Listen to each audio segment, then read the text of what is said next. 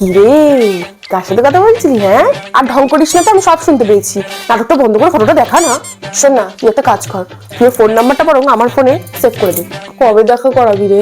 Hello, কিরে কি করছিস? কি সুন্দর দেখতে, মুখটা কি মিষ্টি।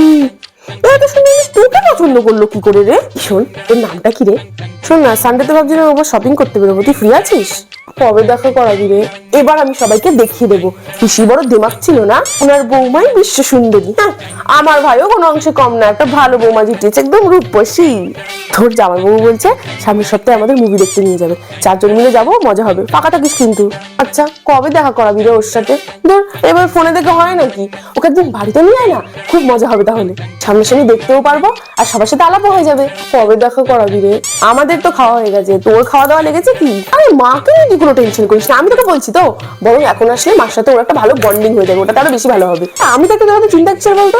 ফ্যামিলিকে ম্যানেজ করতে তো আমার। কবে দেখা করাবি রে?